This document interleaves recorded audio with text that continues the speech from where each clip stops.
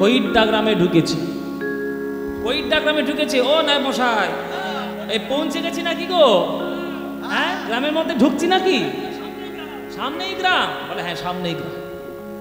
কি ব্যাপার, এইখানে এত বড় একটা গর্ত কিসের? এখানে একটা গর্ত কিসের গো? হ্যাঁ ছিল না তো, এই গর্ত করতে গেল। নায়েব মশাই বলছি হ্যাঁ এটা তো ছিল না, আমি আগের বারে যখন এসেছিলাম তখন তো ছিল না। এই হঠাৎ করে ছিল না তো, করতে গেলে গর্তটা? হ্যাঁ ভালো না কেন, কি করেছে? হ্যাঁ সে তো দেয়নি।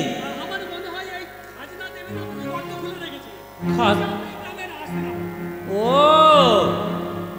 আচ্ছা শুনুন, হঠাৎ করে তো আর কাউকে দোষ দেওয়া যায় না। হঠাৎ করে গর্তটা কেন এলো, ওই গ্রাম বাংলা গ্রামে গিয়ে গ্রামবাসীদের জিজ্ঞেস না করলে ঠিক বোঝা যাবে না। চলুন আমরা যাই, গ্রামের ভেতরে যাই। ও মায়েরা, চুরি বিদ্যা শুনেছেন তো কথা? চুরি বিদ্যা মহাবিদ্যা, যদি না পড়ো ধরা। চুরি বিদ্যা মহাবিদ্যা, যদি না পড়ো ধরা। এখন গ্রামবাসীরা 2 বছর খাজনা দেয়নি, আর জমিদারের লাঠিয়াল আসছে আর 2টো করে পালকি আসছে, গ্রামবাসীরা আর কেউ রাস্তায় থাকবে?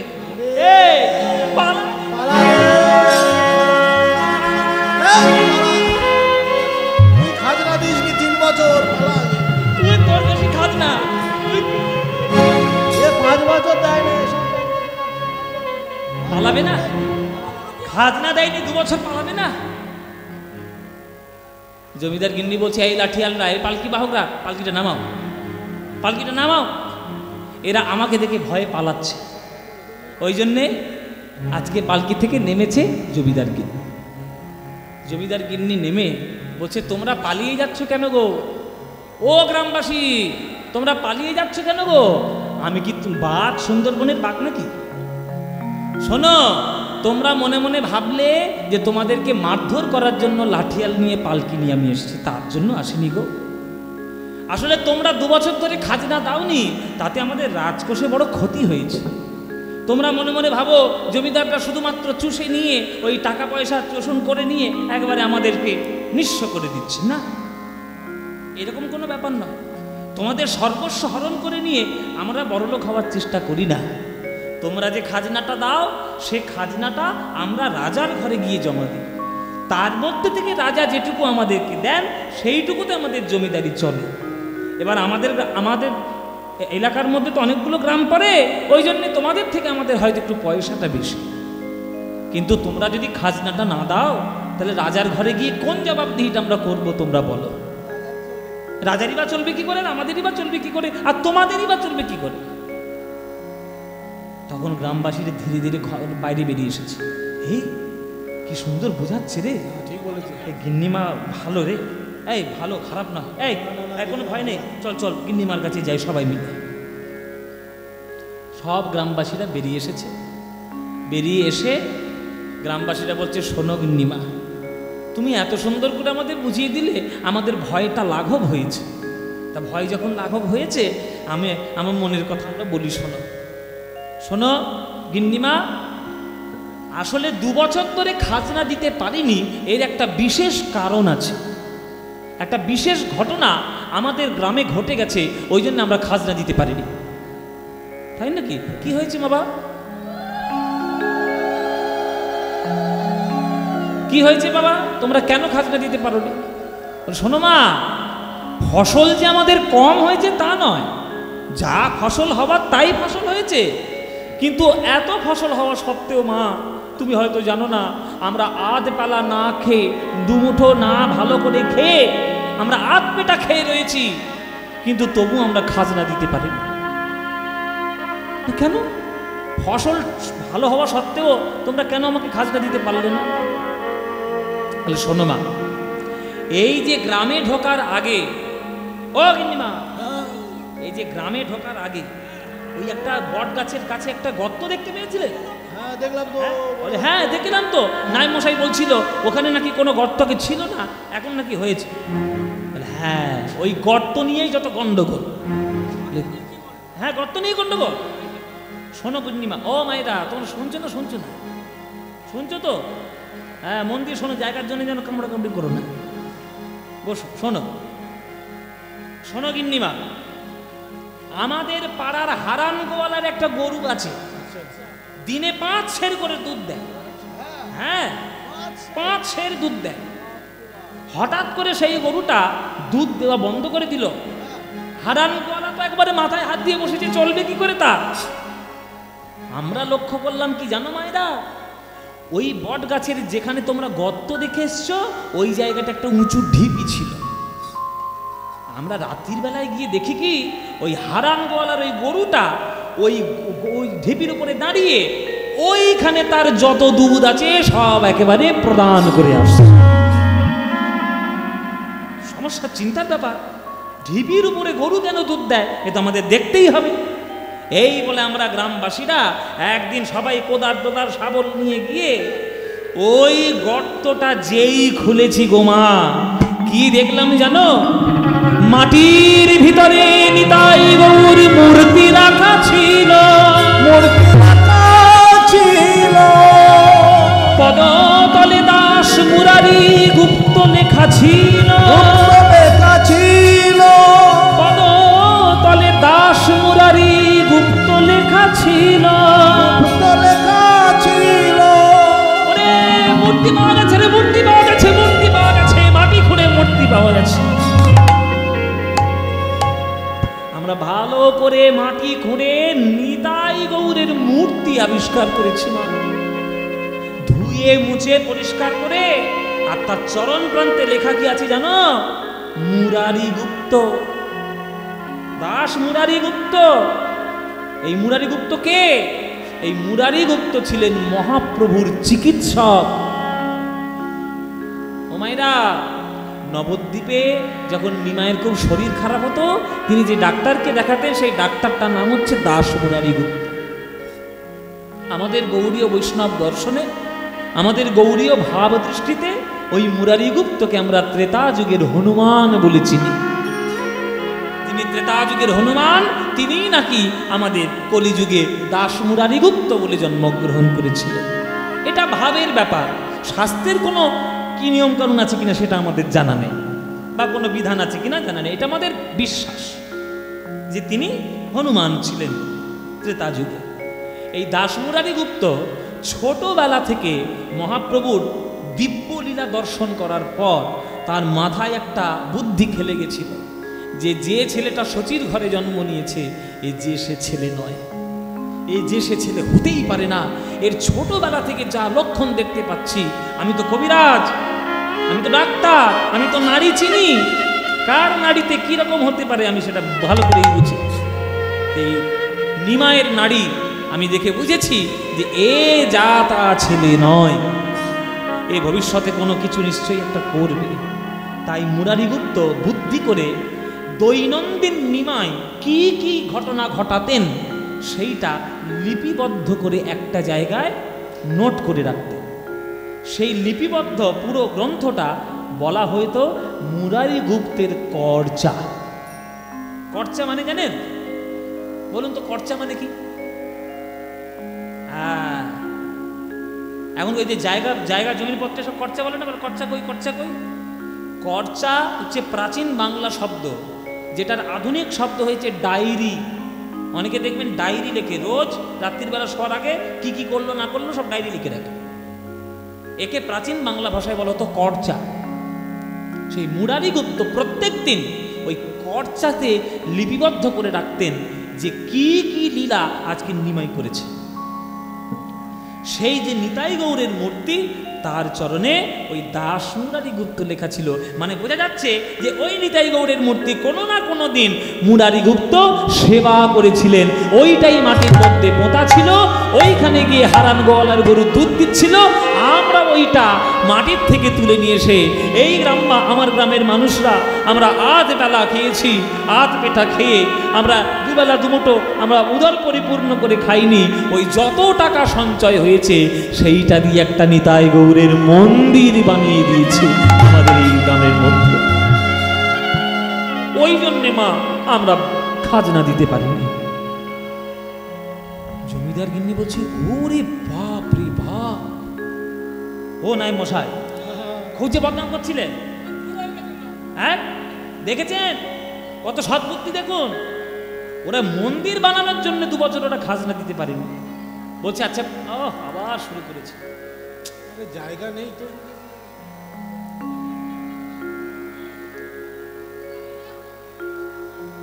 জমিদার গিন্নি বলছে যে দেখুন নায়েব মশাই, এরা 2 বছর ধরে খাজনা দিতে পারেনি, এরা মন্দির বানানোর জন্য। তা গ্রামবাসীরা তোমরা আমাকে তো একটা চিঠি লিখতে পারতে, চিঠি লিখলে আমি না হয় কৃষ্ণনগর থেকে টাকাটা পাঠিয়ে দিতাম, মন্দিরটা বানিয়ে নিতাম। যাক, তোমরা যখন বানিয়েই ফেলেছো, আর যদি কিছু প্রয়োজন হয় আমি পাঠিয়ে দেবো, কোনো চিন্তা নেই। তোমরা 2 বছর খাজনা দিতে পারোনি, সেটা মুকুব করে দিলাম। আরো 3 বছর তোমাদের খাজনা দিতে হবে না, সেইটাও আমি মুকুব করে দিলাম। জমিদার গিন্নি জয় হোক, জয় হোক, জয় হোক। আরে আমাদের 3 বছর খাজনা দিতে হবে না, কত ভালো দেখেছো? হ্যাঁ, খাজনা দিতে হবে না। যা এই যা যা যা যা যা একবার বাগান বাড়িটি দেখিয়ে দিয়ে আয়, যা যা লাগবে জমিদার গিনি সব একেবারে পৌঁছে দিয়ে আসবি, কোনো যেন যত্নের ত্রুটি না হয়। যা যা। মা, ও মা, বিশ্রাম করো এখন, এই দুপুরবেলায় তুমি পৌঁছেছো, যা 2টো ডাল ভাত হয়েছে, খেয়ে তুমি একটু বিশ্রাম করো। সন্ধ্যাবেলায় তুমি অবশ্যই করে এই মন্দিরে আসবে, আমাদের নিতাই গৌরীর সন্ধ্যা আরতি হবে, তুমি প্রাণ ভরে দর্শন করবে নিতাই গৌরীর সন্ধ্যা আরতি। ঠিক আছে বাবা।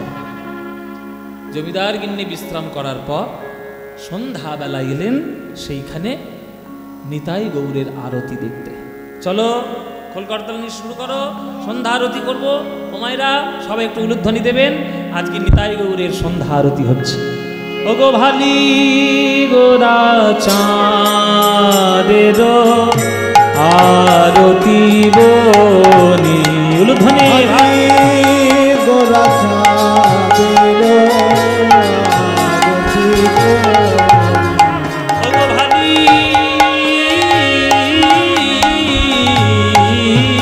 গোরা চাঁদের আরতি বনি, ভালি গোরা চাঁদের আরতি বনি। শঙ্খ বাজে, ঘণ্টা বাজে, বাজে মোর ধ্বনি, শঙ্খ বাজে, ঘণ্টা বাজে, বাজে মোর ধ্বনি। ওগো আজ মেনে তারাই বাজে, আজ মেনে তারাই বাজে, ওগো ব্রজে যারা বেজেছিল, আজ মেনে তারাই বাজে, ব্রজে যারা বেজেছিল, আজ মেনে তারাই বাজে।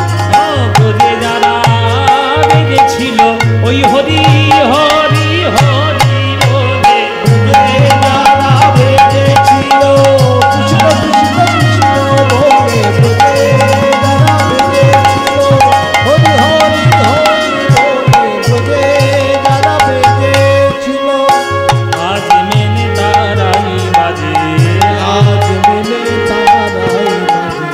শঙ্খ বাজে, ঘণ্টা বাজে, বাজে করতা, শঙ্খ বাজে, ঘণ্টা বাজে, বাজে করতা। ওই মধুর মৃদঙ্গ বাজে, হয়েছে নশার, মধুর মৃদঙ্গ বাজে, হয়েছে মাতা।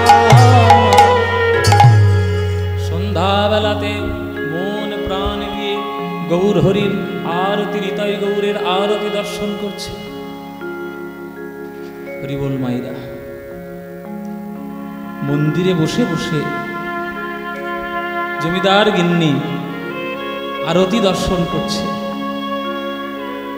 আর মনে মনে ভাবছে কি অপূর্ব রূপ এই নিতাই গৌরের, কি অপূর্ব রূপ। এই নিতাই গৌর কি কোনোদিন আমায় মা বলে ডাকবে?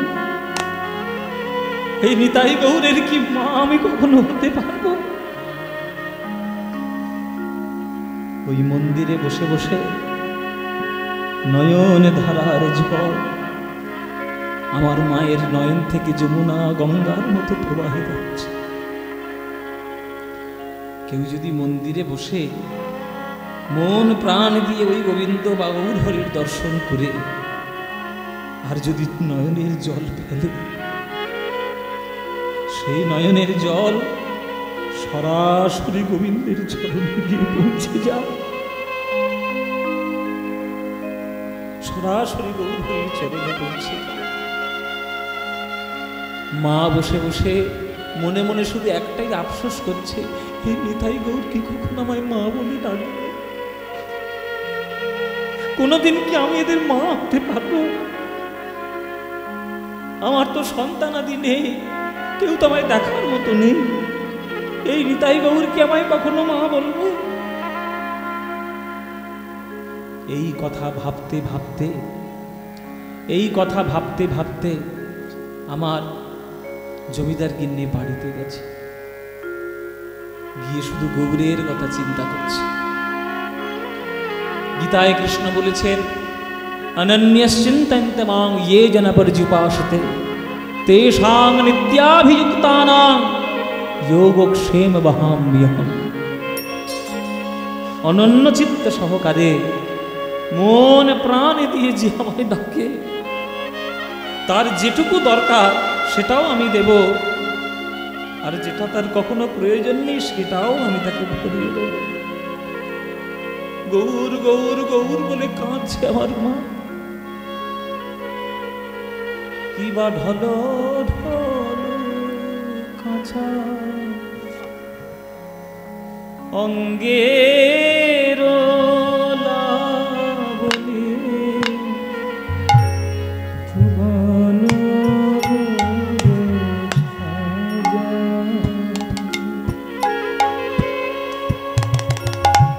সবাই হাত জোড়ে করে বসবে, সবাই করজোড়ে বসবে। কি বা ঢলো ঢলো কাঁচা অঙ্গের লাবণী অবনী বহিয়া যা। ও তার ঈষৎ হাসিতে তরঙ্গ হিললে, ঈষৎ হাসিতে তরঙ্গ হিললে, মদন মোর ছায়া। তার ঈষৎ হাসিতে তরঙ্গ হিললে, মদন মোর ছায়া। ওগো আমি একা ভুলি না, ওগো আমি একা ভুলিলাম রে, ওগো আমি একা ভুলি নাই গো, আমি একা বুঝি নাই গো। এরূপ যে দেখেছে সেই ভুলেছে, ওগো আমি একা ভুলি নাই গো। যে দেখেছে সেই বুঝেছে, আমি একা বুঝিলাম গো। বাড়িতে ফিরে এসেছি, বাড়িতে ফিরে এসেছি মানে বাগান বাড়িতে। তাজদাসীটা এসে বলছে, ও মা, ও গিন্নিমা, সন্ধ্যেতে কি কিছু খাওনি? দুটো ভাত বেড়ে দেবো? বেড়ে এখান থেকে, তোর কাছে আমি ভাত চেয়েছি?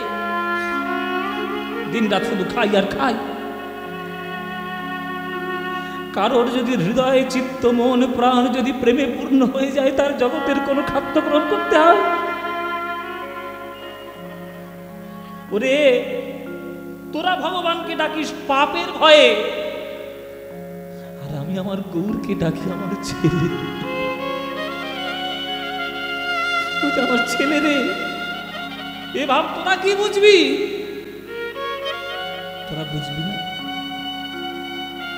রাস্তার রত্ন কুরানো যদি কেউ পেয়ে যায় থলিতে, সে আর বিলিয়ে বেড়ায় না, হৃদয়ের মধ্যে তুলে রাখে। গৌর রতন করে যতন রাখবো হিয়ার মাঝে, গৌর ভূষণ করবো যেখানে যেমন আমার গৌর রতন করে যতন রাখবো হিয়ার মাঝে, গৌর ভূষণ করবো ধারণ যেখানে যেমন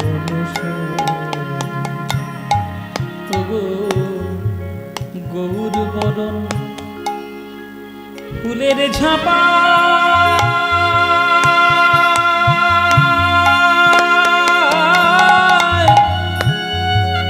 আমি লোটন বাঁধব চুলে, আমি গৌর গৌর বলে গৌরব করে পথে যাব আমি গৌর বলে গৌরব করে পথে যাব দেখব কারা গেল আর কারা আছে, গেল আর কারাবাছে, দেখবো আমি কারা গেল আর কারা আছে, কারা গেল আর কারাবাছে, আমি গৌর ভালো বেসেছি বলে দেখবো কারা গেল আর কারা আছে, গৌর ভালো বেসেছি বলে কারা গেল কারাবাছে। আমি কিচ্ছু খাবো না, তোরে যা। দাস দাসীদেরকে তাড়িয়ে দিল। যে প্রেমানন্দে একবার সুখী হয়ে যায়, তার কি জাগতিক সুখ আর গ্রহণ করতে ইচ্ছা হয়?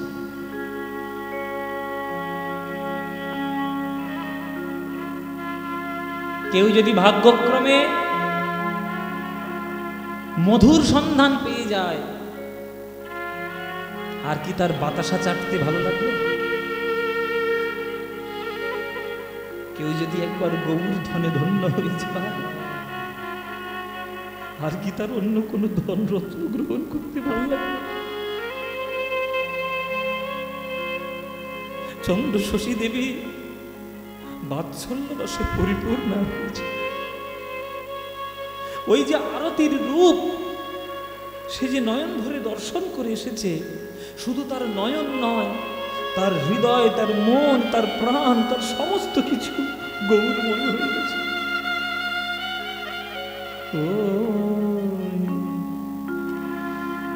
গোরা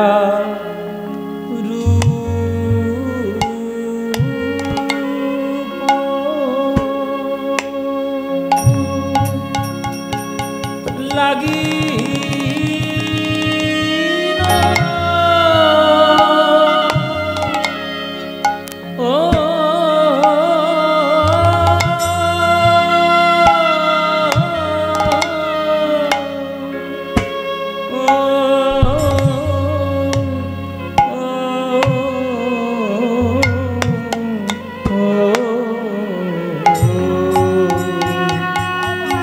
লাগিল না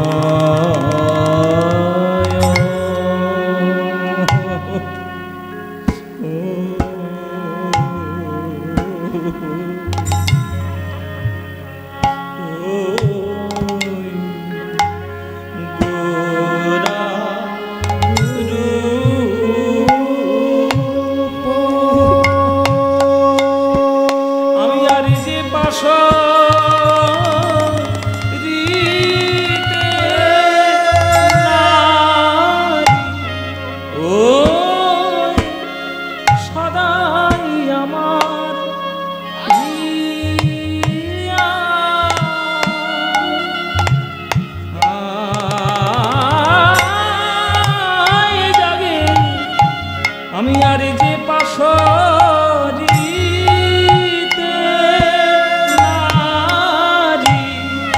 সদাই আমার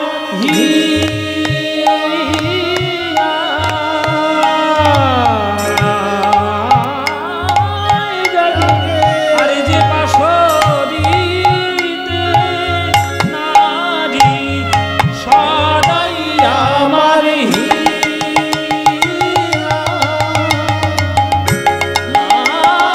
জাগে আরে যে পাশরিতে নারী সদাই আমার জাগে আরে যে পাশরিতে নারী সদাই আমার জাগে আরে যে পাশরিতে নারী সদাই আমার আরে যে পাশরিতে নারী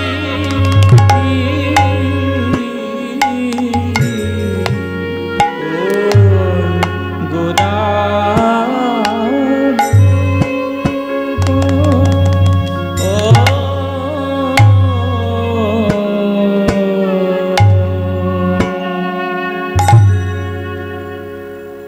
মধ্যম দশকুশি তাল গোড়ার উপর লাগিল নয়নে। আর যে পাশরিতে নারী, পাশরিতে মানে আর ভুলতে পারছি না, আর ভোলা যাচ্ছে না। চিন্তা করতে করতে মা আমার ঘুমিয়ে পড়লেন। হঠাৎ তার মাঝরাত্রিরে চমকে উঠেছে। মন্দিরের কোণে যেন কিছু একটা দেখা যাচ্ছে। মন্দিরের কোণে এক অপূর্ব জ্যোতি দেখা যাচ্ছে। শত সূর্যের আলোর ছটা যেন বিকাশ হয়েছে এখানে। মা গো, কে মা গো, কে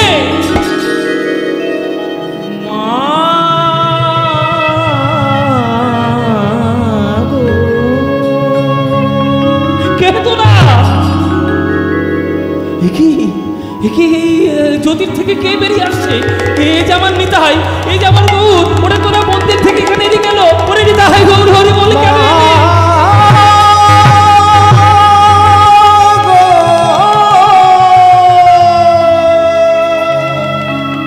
নিতাই গৌর, তোরা মন্দির থেকে এখানে এসেছিস বাবা? মা, আরতি দর্শন করতে করতে যখনই তুমি ছেলে বলে আমাদের কাছে কেঁদেছ, সেই থেকে যে ছেলে হয়ে গেছি মা। কি বলছিস বাবা? সত্যি তোর আমার ছেলে হবে? সত্যি কি বলছে মা? আমরা তো হয়েই গেছি। না না না, আমি কি করে মা হতে পারি তোদের? আমি যে বড় পাপী, আমার জীবনটা যে বড় অপরাধে পরিপূর্ণ, কি করে তোদের মা হবে? কে বলেছে আমাদের মা পাপী? কে বলেছে মা আমাদের অপরাধী? অপরাধী নয় বাবা। অপরাধী না হলে এই অকালে আমার স্বামীকে আমি হারাই। আমি বড় পাপী, আমি বড় অপরাধী। তোদের মা কি করে হবো আমি বাবা? মা গো, আমাদের মা সচী মা, তিনিও তো বিধবাই ছিলেন। তাই বলে কি তিনি আমাদের মা হয়ে তিনি পাপী হয়েছিলেন? মা গো, আজ থেকে তুমি আমাদের মা। আর বলো না, বলো খোকা। খোকা বলবো? শুধু খোকা নয়, নাম ধরে ডাকবে। বলো নিতাই, বলো গৌর, নাম ধরে ডাকবো। আমার এত বড় সৌভাগ্য হবে বাবা। হ্যাঁ ডাকো মা, ডাকো। আমাদের খুব খিদে পেয়েছে। 200 বছর ধরে মাটির তলায় ছিল, এখন তো 200 বছরের খিদে পেটে রয়েছে। মা গো, আমাদের বড্ড খিদে পেয়েছে। বলো মা, আমাদের হাত ধরে কথা দাও মা। কালকে দুপুর বেলায় তুমি আমাদের রান্না করে নিজের হাতে কোলে বসে তুমি খাওয়াবে। বলো মা, কথা দাও। খাওয়াবো? আমার হাতে তোরা খাবি বাবা? নিশ্চয়ই খাবো, কথা দাও মা। 200 বছর ধরে মাটির তলায় ছিলাম কেন জানো? মনের মতো মা খুঁজে পাচ্ছিলাম না, তাই আমরা মাটির মধ্যে আটকে ছিলাম।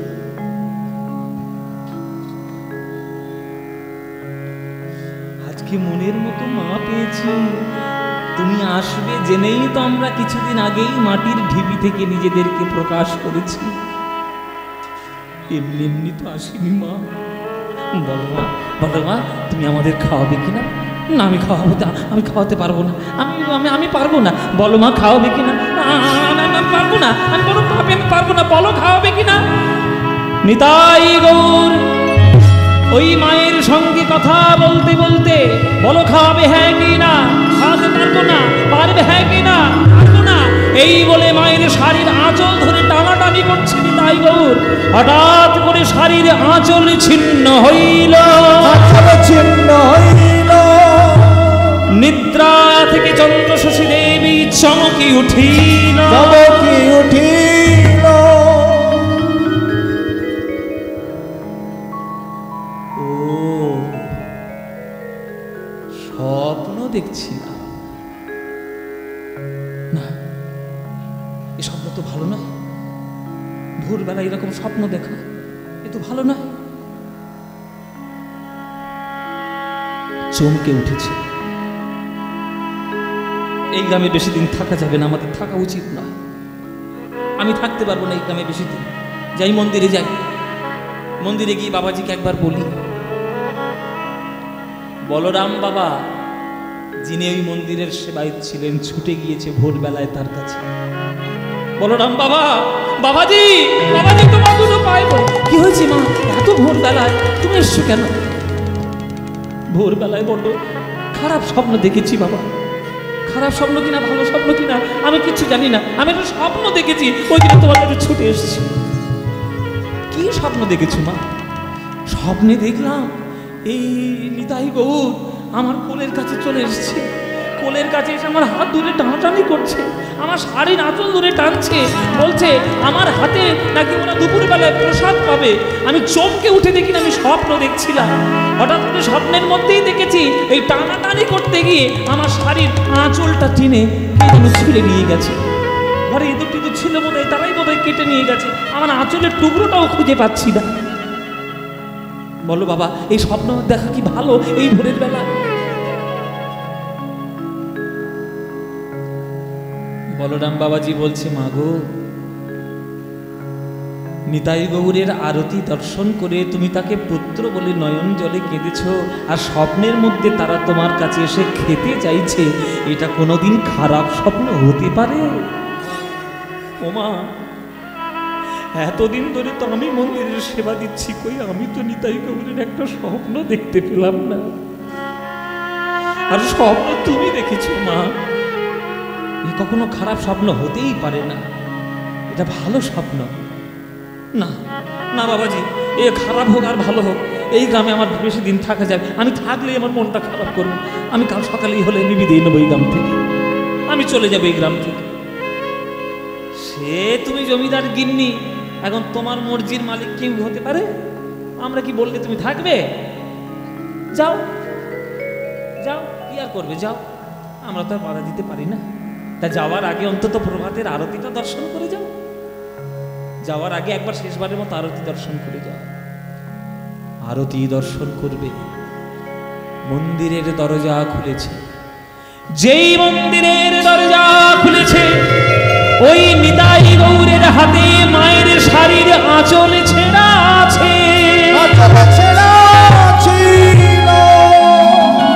মা, এই যে একটু আগে বললে তো স্বপ্ন দেখে যাও, দেখে যাও মা, এই স্বপ্ন তোমার মিথ্যা স্বপ্ন নয়, এই যে সদা সত্য স্বপ্ন। ওই দেখো নিতাই গৌর তোমার আঁচল ধরে দাঁড়িয়ে রয়েছে মন্দিরের মধ্যে। আর তোমার যাওয়া হলো না, আর হবে না। নিতাই গৌর যখন তোমার কোলে বসে খেতে চেয়েছে, আর কি তোমার গ্রাম থেকে যাওয়া হয়? যাও, খাওয়াতেই হবে, আর দেরি করা যাবে না। তাহলে আমি খাবার দাবারের ব্যবস্থা করি। নিতাই গৌর যখন আমার হাতে খেতে চেয়েছে, আমার শাড়ির আঁচলের টুকরো ওদের হাতে, ওরাই দলে এই সর্বনাশটা করে তেমন ঘুমের মধ্যে এসে আমি খাওয়াবো, আমি সেবা দেব। খবরদার মা, ওই জমিদারির অর্থ দিয়ে তুমি নিতাই গৌরের সেবা করবে? এ একবারে অসম্ভব ব্যাপার। শোনো মা, তেল তেলের মতো, জল জলের মতো।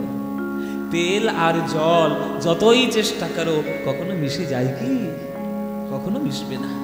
মাগো, সাত্ত্বিক ধর্ম আর রাজসিক ধর্ম দুটোর গুণগত মান রয়েছে, এই দুটো গুণগত পার্থক্য আছে।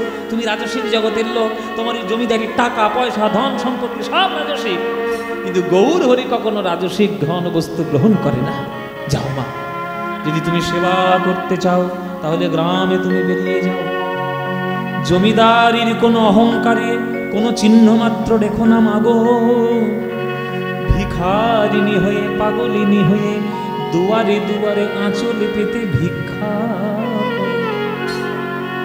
ভিক্ষার অর্থ নিয়ে এসে, ভিক্ষার অন্ন নিয়ে এসে যদি তুমি নিতাই গৌরের সেবা দিতে পারো, আমার নিতাই গৌর তোমার কোলে বসে সেবা পাবে।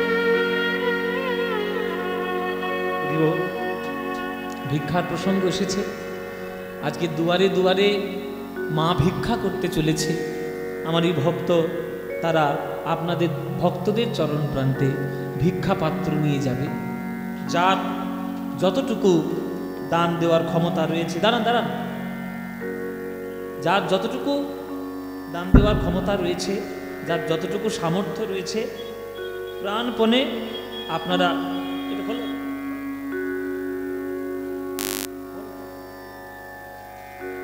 আমার যা এখানে দান মা দিয়ে গেছে, এইখান থেকে সব এইগুলো দিয়ে দাও। নিতাই গৌর হরি বল, হরি বল। আপনাদের সবার কাছে যাবে, আপনারা প্রাণ ভরে, যার যতটুকু সামর্থ্য আপনারা প্রাণ ভরে দেবেন। আজকের জমিদার গিন্নি, তিনি জমিদারির সমস্ত কিছু অহংকার পরিত্যাগ করে আজকের আঁচল পেতে আজকের দুয়ারে দুয়ারে গিয়ে ভিক্ষা করছে।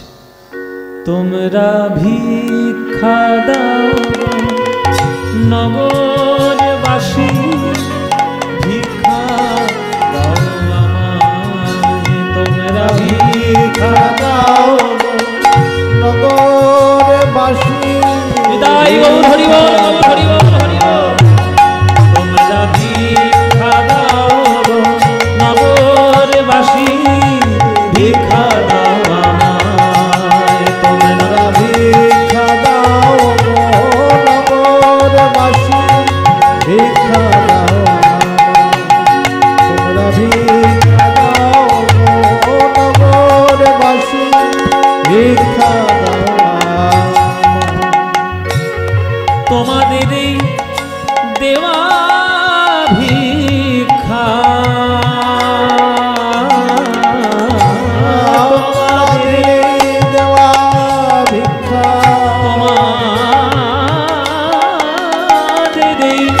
তোমাদের এই দেওয়া ভিক্ষা আমার পাবে গোরারা।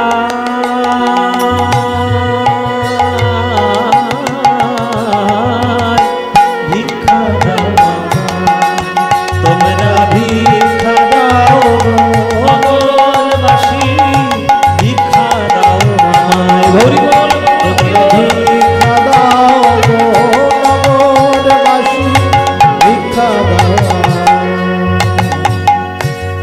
গ্রামের ঘরে ঘরে গিয়ে আজ মা আঁচল পেতে ভিক্ষা করলেন।